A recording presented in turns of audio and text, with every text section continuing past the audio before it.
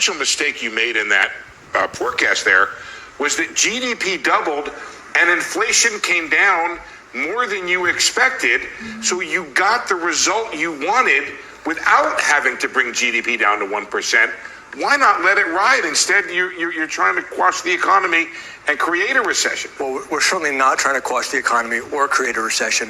Some of that progress has been energy prices, which, as we discussed, are volatile. Core has been stickier. Services has been quite sticky.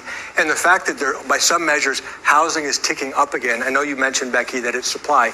No question. But there's also demand matching that supply. Gives me reason to be paused. I mean, there's a lot of pent-up demand. There's a lot of pent-up demand. And rents are going up. And by the way, everything you do to try and fix inflation makes housing more expensive, which makes rents go higher because you can charge more for rent when people can't afford to buy. It's a crazy cyclical thing that just catches people who happen to be in a position to have to move right now. Yeah, we nonetheless have a job to do to get inflation back down to our target. And if we simply said, well, there are all these factors and let's just call it good, then all of a sudden we said 2% and now it's 3%. And that absolutely undermines the credibility of the Federal Reserve. So you have to take a much higher level perspective on all of these things. There's going to be problems that pop up all over the place that you don't love, but you have to live with to keep your eye on the bigger ball, which is making sure inflation doesn't get out of control.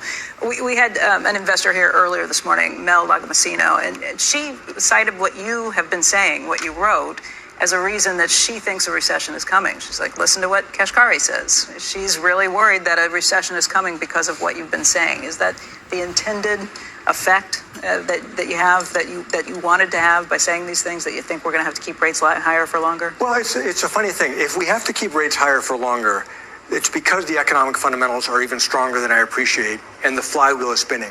It isn't obvious to me that that means that a recession is more likely. It just might mean that we need a higher rate path to get inflation back down to 2%. Again, why couldn't it be normalizing from the rates where they should be finally after that's, I've heard people say that. You go back to the great financial crisis. What were yields the years before that, leading up to the financial crisis? About where they are now.